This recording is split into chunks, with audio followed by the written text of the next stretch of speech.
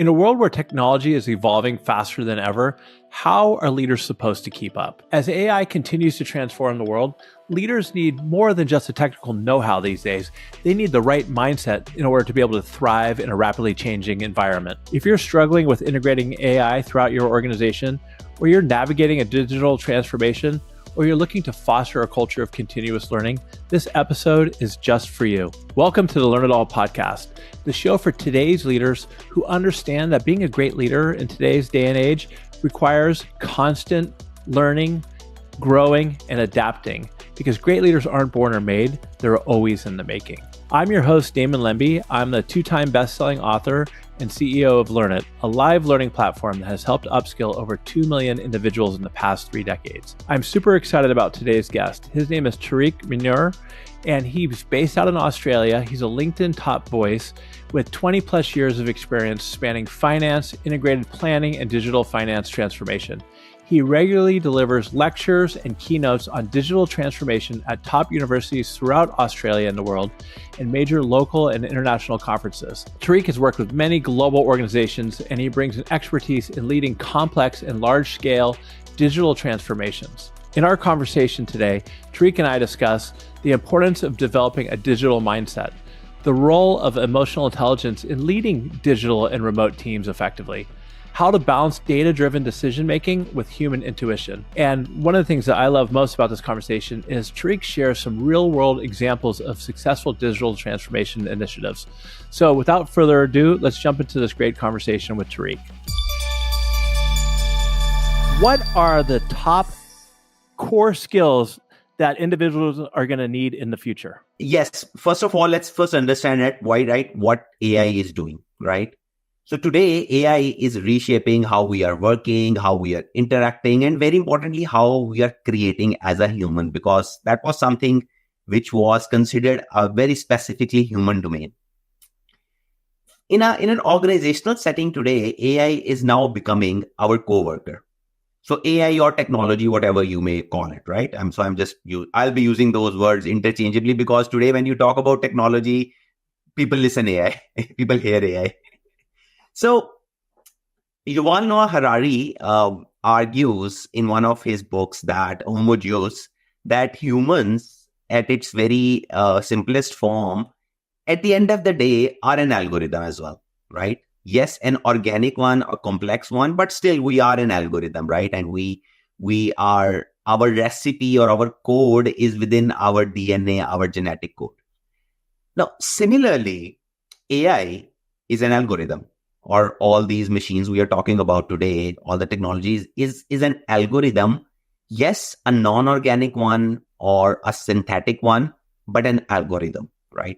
So similar to how our human workers have needs and they need to be managed, this non-organic co-worker or the collaborator needs to be managed as well, right? So that requires a very different skill set in understanding what are the needs of these non-organic beings, these synthetic beings, this artificial intelligence or synthetic intelligence, whatever we may call it. How do we coexist with them in a workspace, right? In a working environment. So for example, some of the needs of these non-organic beings or artificial intelligences around continuous updating, right? They need data. They strive on data. They thrive on data, right? So they need data. They need constant updation. They need a very complex integration with your current and existing processes, right? So how do you actually manage all of that? So that requires a very different skill set today. Similarly, if we expand and zoom out a little bit at an organizational level also, organizations are no longer just input, processing, manufacturing of products or services, and then an output, and you are creating it for your customers. It has become a very complex interaction or an interplay of humans, physical machines, if you are manufacturing your processes, this artificial or synthetically intelligent beings, and digital networks which connect all of this together. And then this interplay creates an output, interpreting that output. So all of that is now at a position brings us to a point where leaders need a very specific skill set that they need to build on. Now, I know it was a bit philosophical, right? But I think it's important to understand that how do we coexist with these artificially intelligent systems, right? So now let me make it a little easier for you and the audience, maybe. I will talk about 5 skill set, right? Which based on my research and my experience or observations as well, that I believe are important today for leaders to develop. First of all is digital mindset, understanding how you bring all of these complex interplay of machine algorithms and digital networks together. Secondly, and we can dig down into it as we go along. Of course, we will have our conversation mostly around these.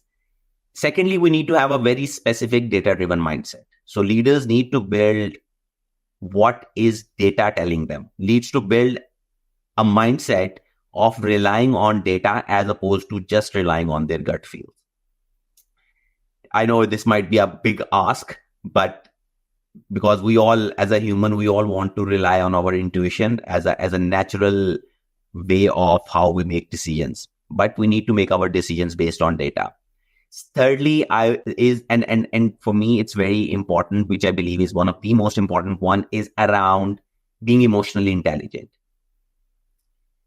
Understanding what are the needs of your teams, what are the human needs. That's an important aspect. Fourth is being able to understand and develop a skill set around what are the ethical and responsible requirements of AI, right? This is not, the world we are in now is not just consisting of softwares. We are in a world where softwares can theoretically think and act, right? So we need to understand how that will impact the society at large, that is going to impact our teams, that is going to create a bias, things like that. So understanding of ethical requirements and building that risk mindset is another critical skill set needed in the future. And last but not the least, and I cannot stress that one enough, is around building a continuous learning mindset, right? We cannot stop learning. We are in a phase, we have gone past that industrial revolution which was basically based on a specific group of people given a specific task on the production floor, and they would do that for the rest of their lives and create mastery in that. We cannot create mastery today, because if we will start creating mastery on things, those things will anyways become redundant so fast that we will be left behind. So having a continuous learning mindset is another important one. I love it, Tariq. You know, what I'm hearing from you right off the bat is I love how you refer to AI as a coworker. And I've some of the customers we work with, have they even started identifying it? They're saying, hey, you know what? I have a team of 10. Now I have a team of 12. And they're referring, even naming sometimes the two, the AI as like Bob or Mary or whatever it is, you know, to try to fit it in. The other thing that I really love, and I know we'll get to it, is the importance of the skill number 5, which is continuous learning. I think I've seen somewhere that the half-life of a skill is down to about 4 months. So think about that. Somebody gets out of college in May, but by the time the next year starts, they need new skills. So they have to have learning agility and know how to evolve. But going back to skill number 1, can you explain for me and the audience, what do you mean by digital mindset? Yeah, absolutely, Damon. I would love to expand on that, and that's a question, I guess, one of the most should be in FAQs somewhere, because we all talk about building a digital mindset, digital literacy, AI literacy, but where people struggle is around what is it that is needed, right? Does everyone need to know how to code? Does everyone need to know how to run, how to create an algorithm or interact with an algorithm at its very basic level? Let me put it simply for you, simple in a little bit more so simpler form. So building a digital mindset, as I mentioned, organizations are now not just humans or not just machines or not just softwares, right? It's a complex interplay. So being digital mindset is basically effectively understanding how the output of these machines, algorithms, digital networks, and humans are going to solve a specific business problem or going to address a specific business need, right? How in future you create, capture, and deliver value through the interplay of these technologies and humans and leadership. This is what building a digital mindset is all about. It has nothing to do with coding, right? The first step is to build some digital literacy, of course, right? Yes, now the question sometimes comes that, okay, now do we need to know how to code? Still, the answer is still no, right? You still don't need to know how to code. So building digital literacy is all about, again, just understanding how the organization is utilizing these algorithms, how they are generating the data, how the data is flowing into the organization, how it is being categorized, stored, and then consumed for the insights generation. I would like to refer to very great work done by two researchers, Sidal Nele and Paul Leonardi, around the 30% rule of digital literacy. It's a good thumb rule. So 30% rule of digital literacy is on the back of 30% rule of language learning. So if you are to learn any new language, right, you need to know around, if you want to create mastery of that language, right, you need to know around 10,000 words of vocabulary. But if you want to understand the language at its in a conversational way, you just want to make sure that's similar to, so for example, English is not my first language. So if I want to converse in that in a reasonably confident way, all I need to know is around roughly 3,000 words. So that's the 30% of those 10,000 words. So digital literacy is also the similar thing. It is just about understanding how well you are able to collaborate with the machines and then use that output that machine is generating to solve your business problems, to again link it with your business needs. That is what digital literacy is all about. So in their words, for example, and I would really like to mention that because I think it's very powerful, is around how do we collaborate with the machines, right? Communicate the insights generated by those machines, by those algorithms and technology, and then lead the change that comes in due to that technology. In order for us to able to understand these three aspects, right? What they call as collaboration, communication, and change. That's what digital mindset is all about. That's what digital literacy is all about. Collaboration, communication, and change. So yes. That's the work that credit goes to Sidal Nele and Paul Leonardi. So I want to make sure that the credit goes to them. Yep. I like that. And sitting here as somebody who's a leader myself, and I think probably a lot of our listeners, and not a technical, super technical myself, how would you go about recommending people like me or non-technical people become more digitally literate? Because to me, back in the day, that digitally literate to me meant knowing how to use Excel or Power BI. But this is a big shift, a big change. So where does somebody like me start picking up those skills? Great question, Damon. And that's what you might have noticed on LinkedIn, and probably that's the reason we also met at first place as well. Yeah. I share a lot of content around that area, because I do believe what we need to do is we need to start moving away from, yes, there are people who are creating a lot of create content, right? But we have an overload of content at the moment when we talk about, we want to learn about AI a little bit, or we want to learn about things like visual data visualizations or understand anything. What we need today is we need to start curating the content, right? And I have actually done that. I have led a project as well where we did the same. So where we need to start is start with a very basic understanding of things. So start curating the content, the relevant content for yourself, right?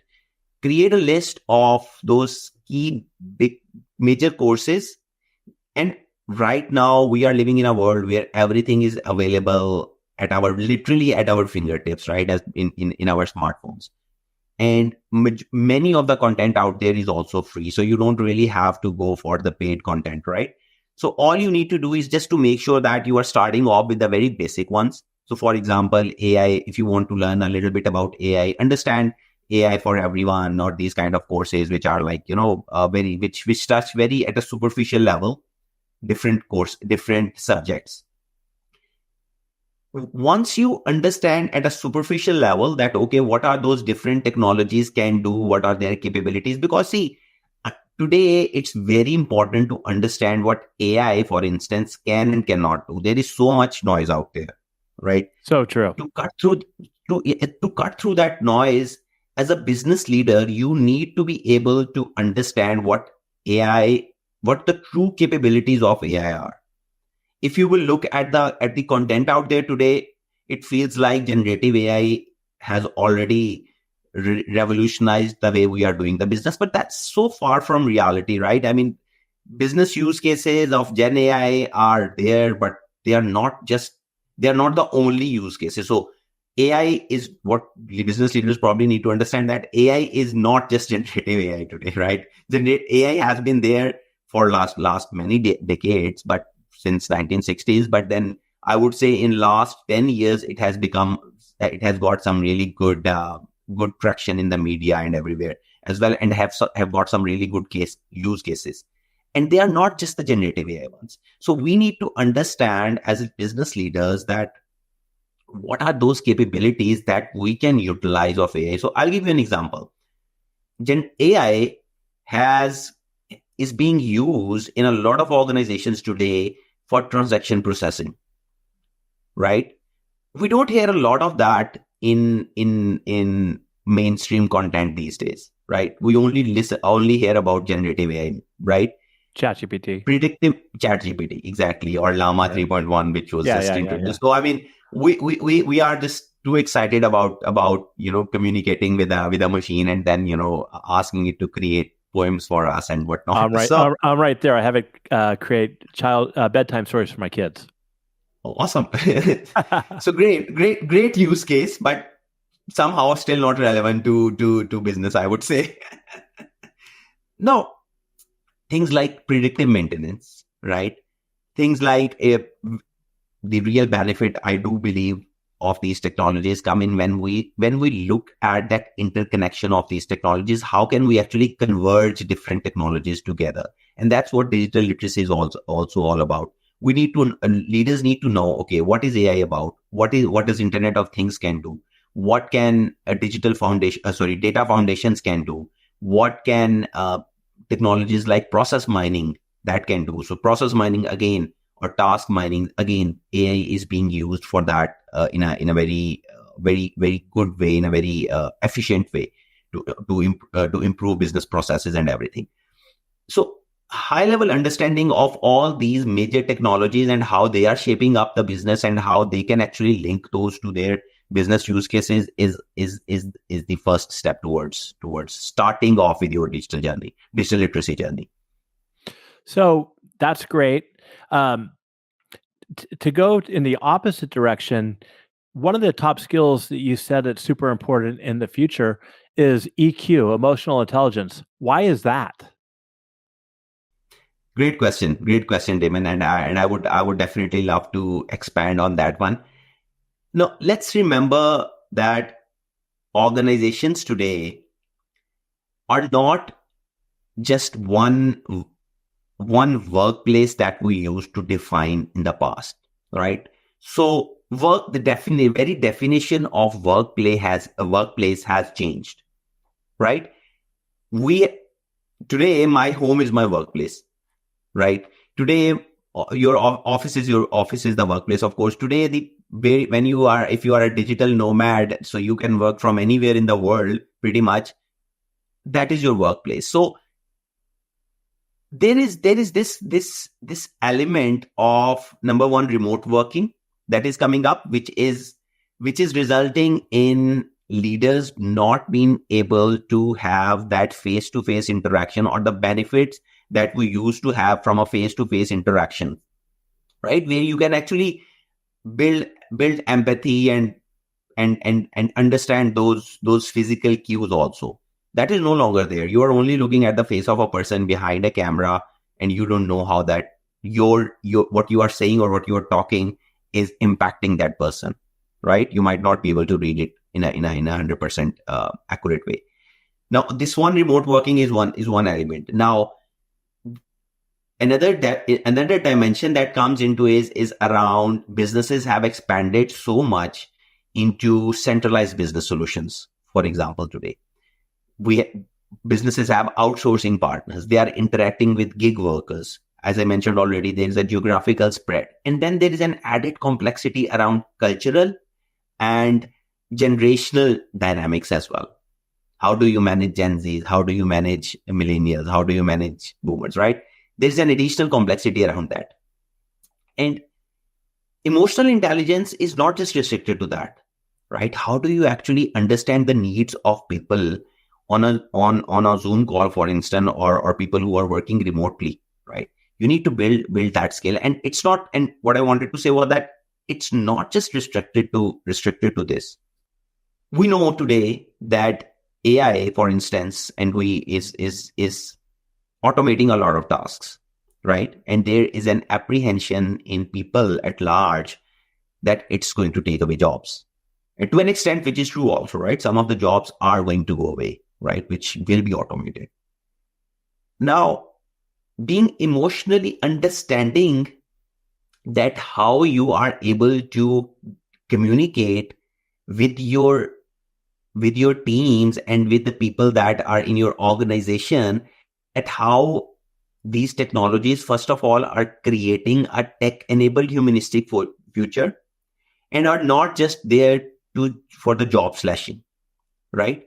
It requires leaders to be cognizant of and aware of what are the needs of the people and what are the wider organizational emotions. So it's about understanding the emotions of the wider organization, people sitting on the Zoom. So if you are communicating to someone that we are implementing an AI solution which is going to automate 30% of your job, what emotions and what needs does it create in that other person? Now, that other person can be sitting in an entirely different part of the world over a Zoom call, right? It's not easy. I wouldn't say that I have unlocked anything, or anyone has, for that matter, has unlocked the answer, but it's all about learning and making sure that you are aware that your actions and what you are saying and how you are utilizing technology today is creating a huge impact on people emotionally as well. It is very difficult today for leaders to be transparent and to be open in answering many questions and reservations. Why is it more difficult today to be transparent and open than pre-AI, so to speak? Yeah, so this is the biggest reason being right now today, we see the business world, there are so many challenges out there, right? Technology being one challenge, right? We are being pushed for cost cutting. Organizations are being pushed to deliver productivity, inflation, macroeconomic conditions, geopolitical conditions. So what we are living in a VUCA world, right? Which is volatile, uncertain, complex, and ambiguous. Now, that is why I say, I come back to that point again, that it is ever more important to be emotionally intelligent. It is very difficult, right? It has become very uh, it has become difficult, but it is also has become very, very important today. All these complexities around various elements of what I'm trying to allude to is creating that space, creating that importance of being emotionally intelligent. I hope I'm making sense. No, absolutely. I mean, what I hear you saying is emotional intelligence and really empathy, right? Because even as a leader, as you're talking about how, hey, because people are listening to the news, they're watching the news, they're talking to their friends, and they know that AI is going to take away jobs, and people are frustrated, or maybe frustrated, it's not the right word, anxious. And I think it's leaders' responsibility to be able to at least put themselves in their team members' shoes, right? To look at it from their perspective. And along with that comes the ability to be a good listener and being present to hearing people out, right? Yeah, absolutely. So all those leadership traits, all those skills come into play when we talk about emotional intelligence, right? So you need to be a good listener, you need to have empathy, you need to be able to build rapport with the team. And the reason I say it's difficult, your dynamics are very different. You're living in a world which is a remote worker, which is based on a remote environment today. So, and which is a VUCA world. So understanding the emotions and then responding back to people in a very controlled and delicate way requires a very careful consideration, right? So that's what all I'm trying to refer to. That is why being emotionally intelligent, building that empathy is very important in this world where technology is taking over. As well as technology, but also Gen Z. And I'm not, putting down Gen Z at all. But I had a conversation today with somebody at lunch, and they said one of the great things about Learnit, what you do is you teach these types of skills, because Gen Z, they've grown up with social media, and with social media, it's more of a challenge sometimes for them to learn how to interact and communicate. On the flip side, they also probably grow up with stronger technical skills. So there is definitely trade-offs on it. But let's talk to a little bit more about the skills, and then I want to talk about it from an adoption level. What else would you like to share about the skills? Yeah, and I guess one point which you very, very aptly put around the Gen Z, that they are, yes, more technically savvy, and of course they have this different Approach to way of communication thinking as well, Yeah. right? Approaching towards it. Yeah. So again, for organizations, what they need to do is, again, research has shown that every organization, so in a typical organization, there are three types of people, right? Digital natives, which are these Gen Z, highly tech savvy, and they know what they're doing. They know Instagram, they know Twitch, what Twitch is and everything, right? Then there are digital immigrants, right? I put myself in that category, right? Who moved from a world which was pretty analog, pretty manual, into a much more advanced and algorithm driven. And then there are digital ignorants, right? Which are not the ones who are very much digital savvy. But having said that, everyone has a very different skill set that they bring to the table. Digitally savvy people bring, of course, the technical skills. Digital ignorants, they bring a lot of leadership skills and change management skills, which are needed today, which are one of the most important ones needed today for digital transformations to succeed. Now, it's all about how do you create a learning ecosystem within the organization that can help you to leverage different strengths of different profiles. Can you give us an example of how you could do that? Yeah, of course. So one of the global cosmetics company, they actually implemented a reverse mentoring process, a reverse mentoring initiative, where the most junior tech savvy staff would mentor someone, would get partnered with someone in the executive team, and would mentor a senior most executive of the organization. Now imagine, and that actually helped them. They are one of the very good case studies around digital transformation as well. that helped them fast track their digital transformation. And imagine how much knowledge exchange would have happened between the two, right? How you And are able to connection. build and develop, and connection, of course, right? At the end of the day, I mean, careers, we talk about networking, we talk about building meaningful connections. And that is how you do that. That is how you build that environment. Another example is around, there is this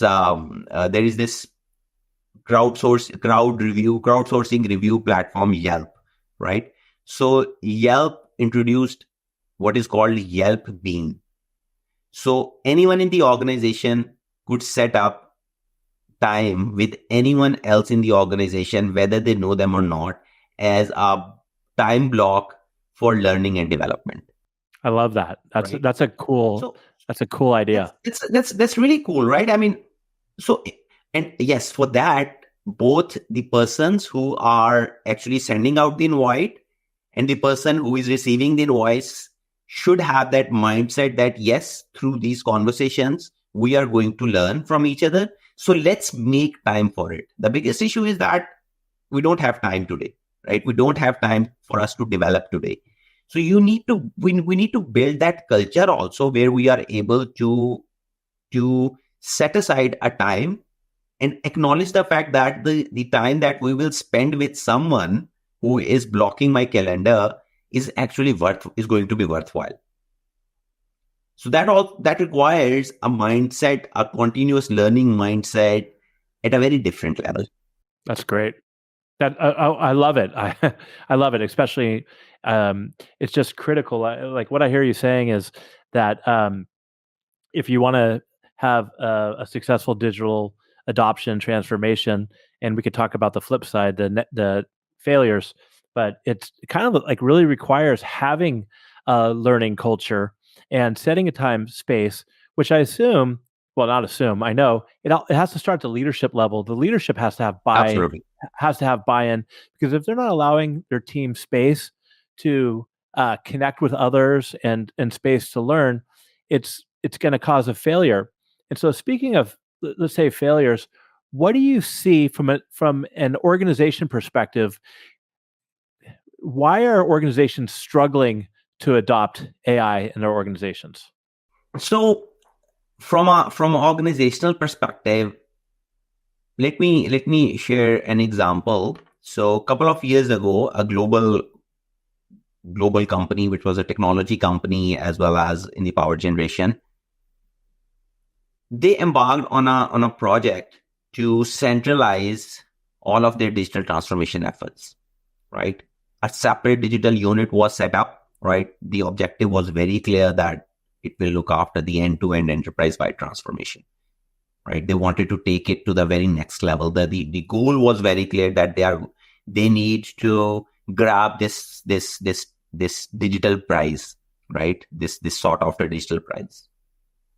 So naturally, and being a global organization, a whole lot of resources were put behind, from cutting edge technologies to the best in class talent and everything. However, somehow it was not working. There was one main problem with that. There was no return on investment. So unfortunately, after reportedly churning around $7 billion, that unit had to be shut down. Wait, they spent $7 billion? Yes. And it had to be shut down. Now, think of it, what we can learn from this one. First of all, digital transformation is not about having access to the best-in-class talent, funding, resources, or capital for that matter, right? You can burn a lot of money, but you can still fail in your initiatives. Secondly, that unit could not integrate into the wider business, right? So that is one of the challenges, again, from an organizational perspective, that causes a lot of digital transformation initiatives to fail, is around organizations not being able to integrate their technology initiatives with the rest of the organization. People have, at a very natural level, people tend to always resort to their main objectives, right? They want to deliver profit, they want to push sales, they want to drive productivity and all those sort of things. Digital transformation becomes an IT thing, right? A separate thing. So if you have a separate unit, it becomes a separate unit thing. It's not for me, right?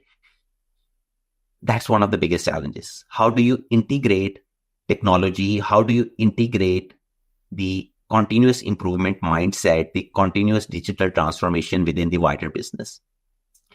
Third one is around return. Many times I come across in my conversations with finance leaders and other business leaders as well, is around how do we actually calculate the return on our investment, right? It's very hard. First of all, it's hard. Secondly, the return might not be there right away. So for instance, if you are investing in something like cybersecurity, right? Or a data privacy, or even a data foundation, you wouldn't see any specific revenue growth or P&L growth right away. It won't come. You can't really link it to 1:1 that, okay, because I put in this data lake, or I could see that visual, I was able to increase my revenues by that much. It's very hard to calculate. So there might not be a return, a measurable return anyways. So what do we do then? Generally, what I refer to is that we need to have a more balanced scorecard view where we look at both financial measures and non-financial measures. That, for instance, if you have put in a cybersecurity initiative, one cybersecurity initiative, if my memory serves me correctly, costs around $4 million, right? One incident on an average, right? So prevention. So it's the prevention of that cost. How many cybersecurity hacks did you avoid, right, by just doing that? So it's about, again, integrating, building that, making it measurable. Governance is another issue, right? A lot of digital transformation failures actually happen because of the governance, right? In fact, a media corporation, and that was again quite a global media corporation, had to write off around $150 million worth of their assets. Which they basically, reason being, rough day. You wouldn't want that a lot. So reason being, they invested in a digital media initiative which just could not work. And one of the biggest reasons was there was a lack of governance and supervision on it. So all these case studies, all these examples, they're real ones. They're big ones, right? I mean, they make news because they are big ones. There are so much smaller examples, and there are so many smaller cases as well. So if we really, really summarize it, I would say, first of all, is around your governance, then your integration of technologies, integration of your digital initiatives. Then it is all about your alignment of your visions, what you have from your business vision and strategy point of view versus your digital vision. That alignment is very important. That is one of the biggest challenges. Then measuring the returns on investment, making sure that we are not just looking at it from a dollar perspective. That's one of the challenges. And then overall general cultural challenges. If you have a culture of continuous learning, do you have a culture of psychological safety, experimentation? All those elements pretty much comes down to that cultural part, which is one of the major part in any digital transformation failure or success. In fact, a BCG study suggests that organizations, and I love to share statistics because at the end of the day, I have been in finance for a very long time. So organizations who have a better culture and a digital mindset are 5 times more likely to succeed with their digital initiatives.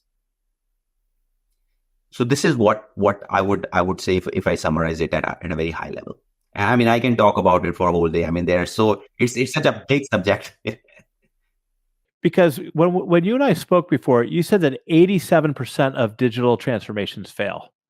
And Yes. so that's a gigantic number. And you just said that there's a 5 times better chance of success for organizations that have a stronger learning culture. Okay, not just learning culture. Learning culture will be part of that overall culture, right? It is all about having a better digital culture, right? And a digital mindset across the A organization, stronger right? digital Where mindset. a stronger digital mindset where every leader is seeing the digital vision as an alignment or as an enabler to the wider business vision. And not just in the IT department. Not just the IT department. Yeah. That the old mindset is, okay, digital. This just goes back. This is just an IT. And what you brought up much earlier is that it's the integration between the departments, that it affects sales, that it affects marketing. And it also, Tariq, what I heard you say, which I think is really important, is having a new way to look at the return on investment. Maybe it's not necessarily going to increase sales and hit your quarterly goals, but think about the cybersecurity hacks or things that come up that it actually saves at $4 million a piece. So it's kind of like taking that digital mindset again and flipping it around and using it and looking at things from a different perspective. Is that fair to say? Absolutely, Damon.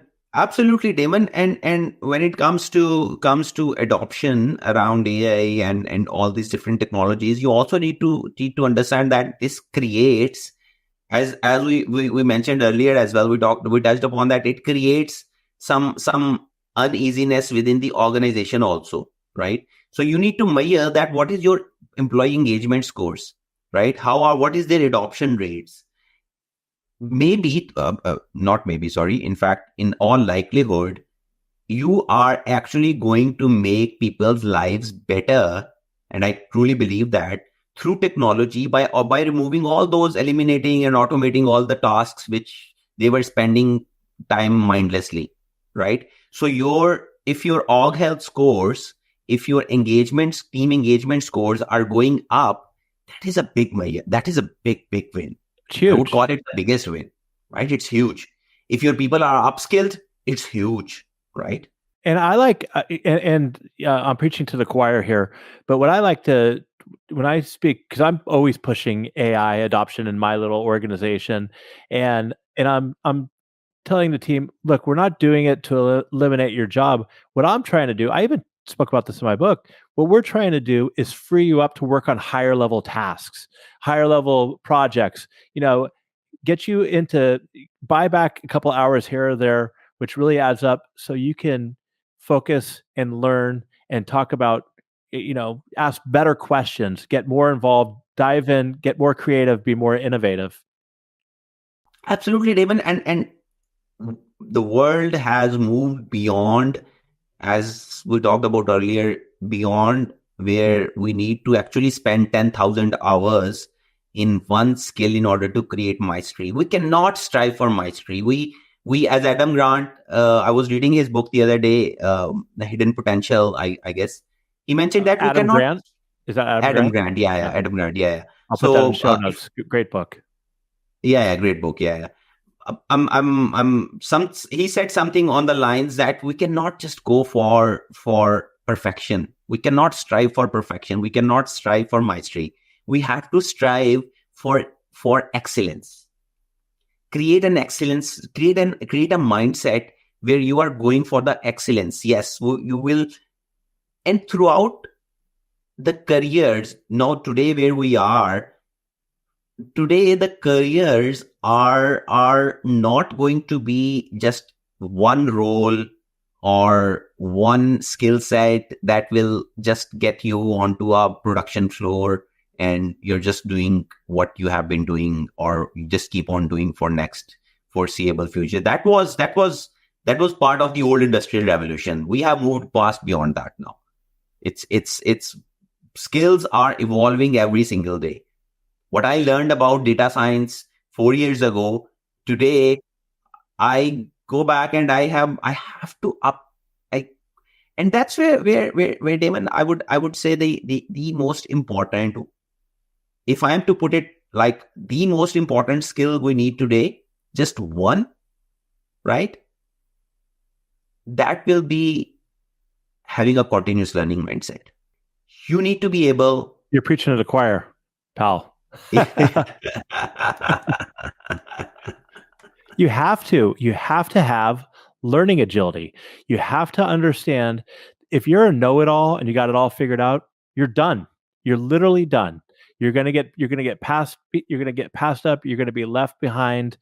You're going to be left in the dust. So Tariq, in a previous conversation, you said one of the biggest struggles and challenges with AI adoption is because leaders are afraid there's going to be a shift in power. Can you share with me a little bit, what do you mean by that? So, Damon, in a way, we are a bit afraid of technology as well today, right? Absolutely. Yes, one thing is the job slashing part that we look at, which is of course real concern. There's another apprehension that technology will result in democratization of information and maybe too much to our liking. What that means is anyone in the organization will have access to information. So person who is lower down in the organization and person who is higher up in the organization will have access to the same information at pretty much the same time as you have it. What this would mean is that as a leader, you might not be able to control that narrative that you want to run with. And that's don't take it like a negative thing, like as a narrative, because at the end of the day, you do want to understand and bring your perspective on what data is telling or what information is telling. The consequence, however, of that, which people fear, which leaders fear, is that they will not have enough time or the ability to craft a story behind those numbers, because data might tell an entirely different story and in a much more faster way. So that is where I will refer back to, and that is why I say I mentioned earlier around building a data-driven focus. So leaders need to build a data-driven mindset, right?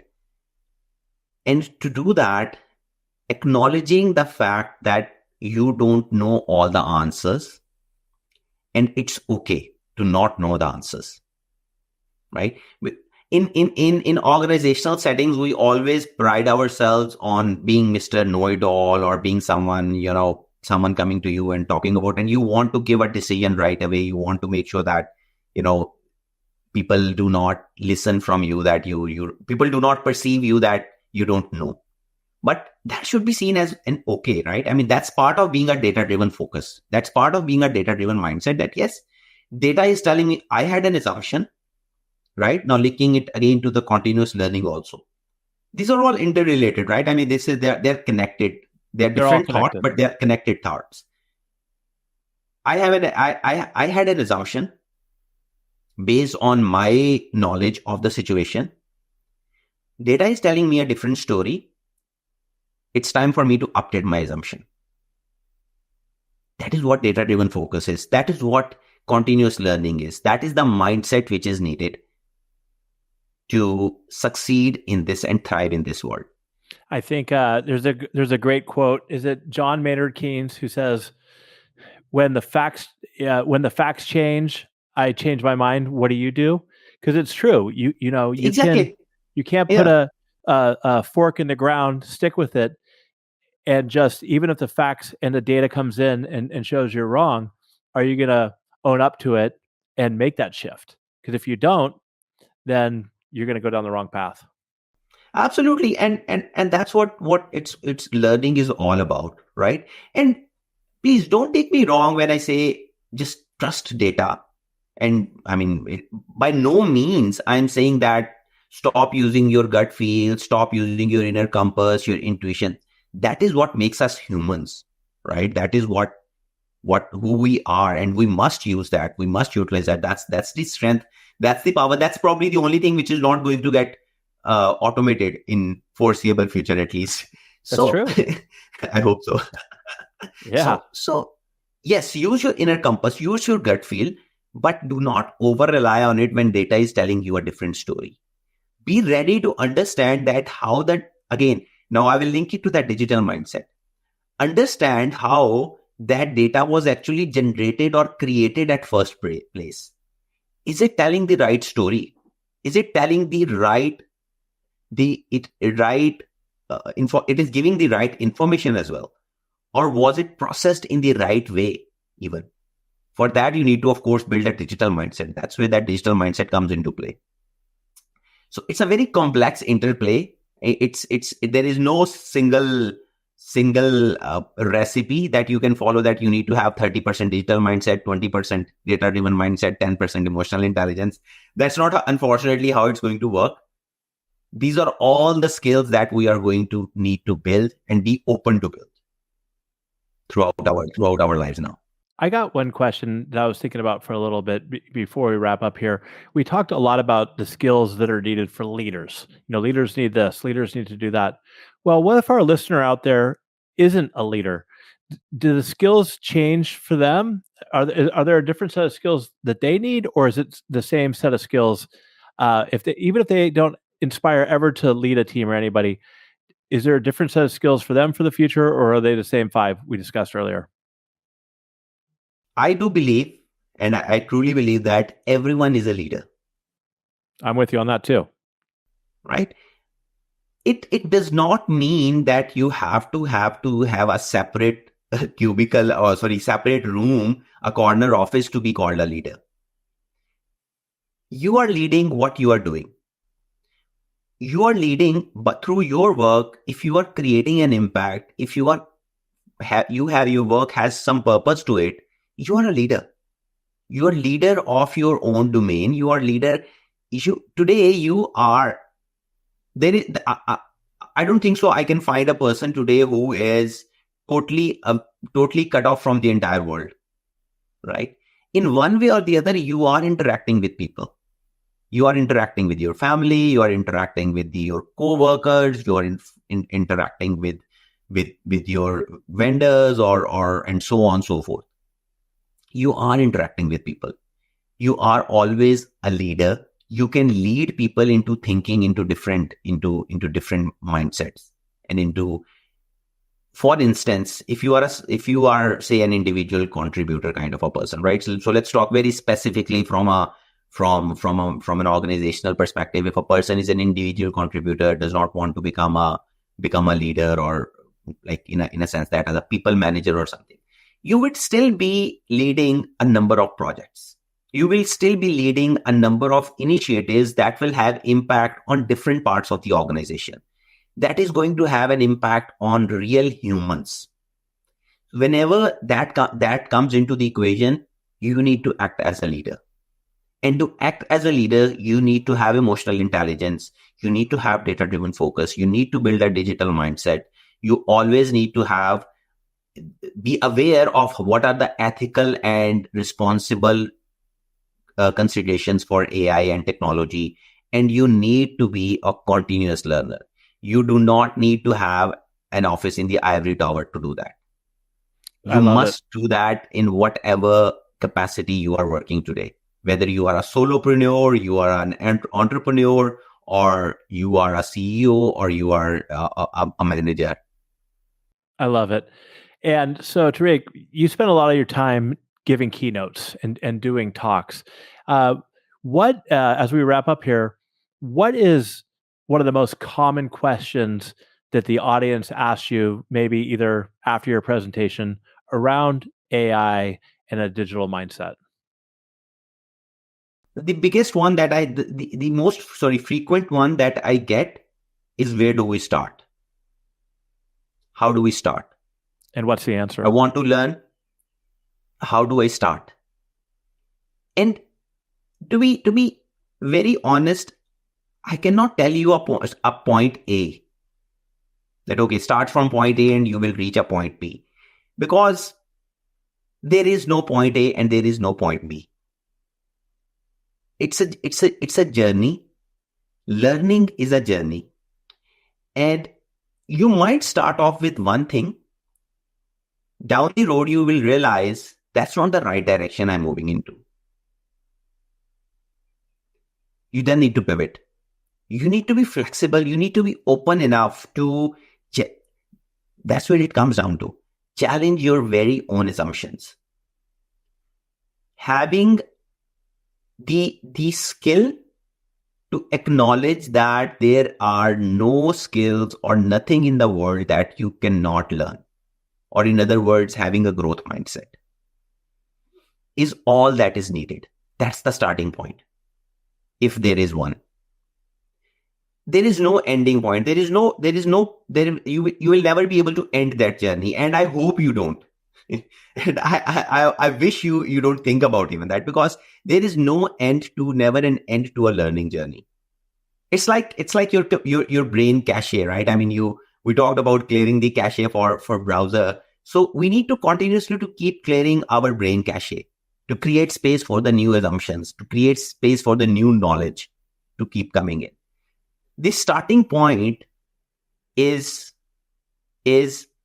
that point where what you understand, the gap where you understand the gap between the gap between your assumptions and what is the real knowledge out there.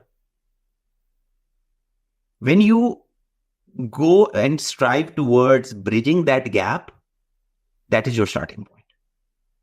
And for that, you might have to try 10 different things. And that should be okay. That's fine. I mean, you will fail while you will be learning. You will fall off, and then you will get up again, and then you will keep on learning. That's how it is. It's not, there is no formula. Yes, you can always go on for digital skills, for technical skills. You can always start off with some, as I mentioned earlier, high level courses, and just understand that whether this is your cup of tea or not. So I personally, for instance, have started working on a number of different things. So I started to even learn. I mean, at the very core, I started off as an accountant, right? So I did all my CA. I have started accountancy, and then I went to a typical career path where I have been working within finance and so on. But then I kept on updating my assumptions. I kept on clearing my brain cache and starting to learn new skills. I did a certification in data science. I even created an algorithm on anomaly detection. Then I realized that, okay, this is probably not my thing. Coding is not my thing. Okay, it's not something I have lost. I have learned something. I can now confidently talk to people when they talk about algorithms, when they talk about coding. So I have learned something. That is your starting point. Just as, you just need to start. You just need to start. You just need to start. I mean, no matter what, you just need to start, and down the road, you will realize that, okay, this is the skill I started to learn. It's not what is meant for me. Okay, I'll move on to something else. It will only make you wiser than yesterday. So it will only make you better than what you were probably a month ago.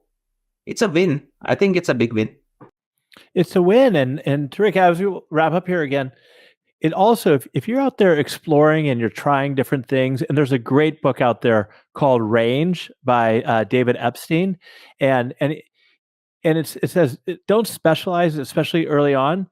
Get out, try a bunch of different things, because you might find out what your strengths are. And even if you fail at something, like you mentioned with accounting, or maybe you didn't fail with accounting, but you just realize that that's not something that you wanted to go down for the rest of your life, but you learn something from it, right? You learn something from it.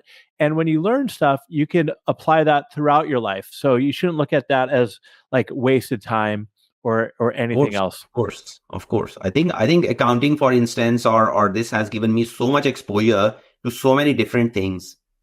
I mean, I think I'm placed in a very good position within finance, for instance, where I could see a lot of different processes at a very high level. So, I mean, there's always things to learn. So don't stop learning.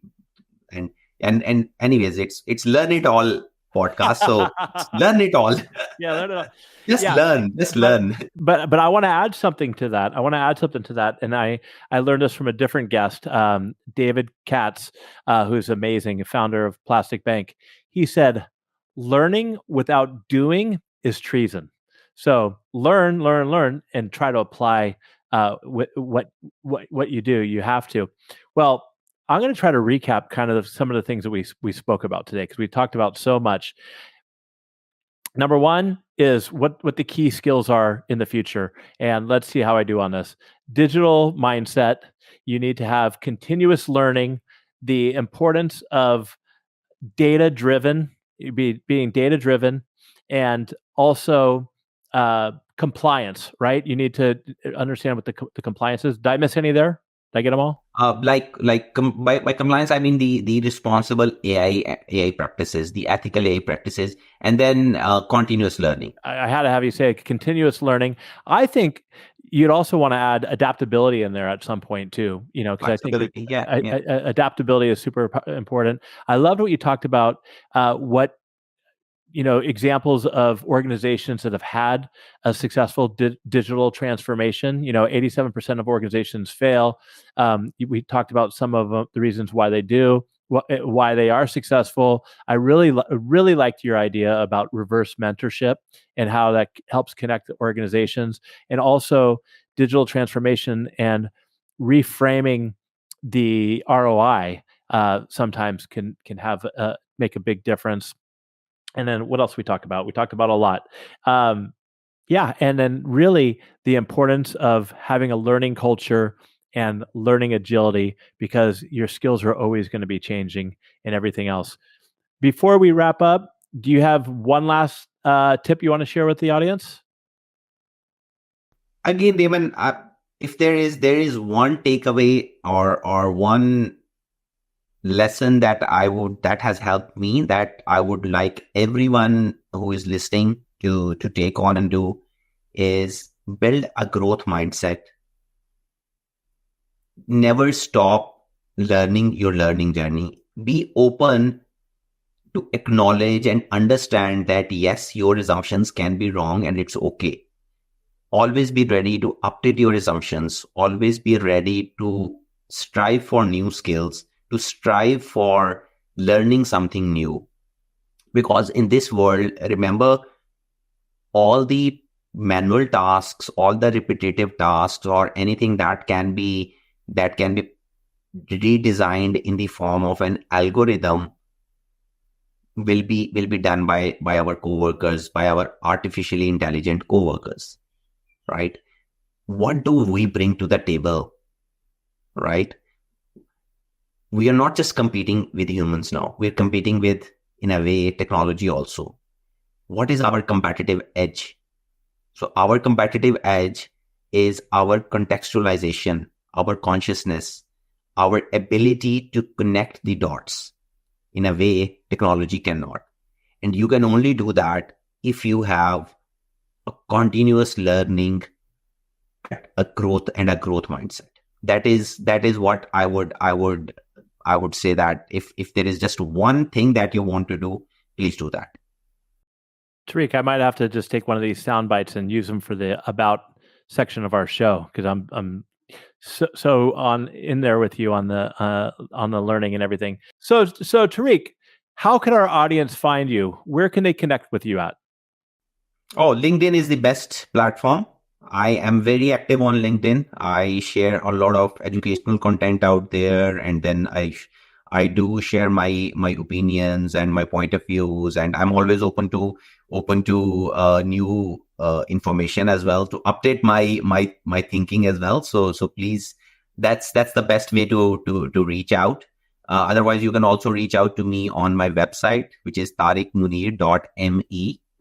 But I guess LinkedIn is generally the most accessible one and easiest one. So yeah, just go on and give me a follow, or send me a connection request, and yeah, we can go from there. So I'll put them both in the show notes. I think you have like 50,000 plus connections on LinkedIn, which is somewhere around which is awesome, amazing. Well, you've been awesome. So thank you for joining our show today. And for our audience out there, if you got value out of this, please like, subscribe, and share. Tell a friend about our podcast. Thank you so much. And until next time, stay curious and keep learning. Have a great day, everyone.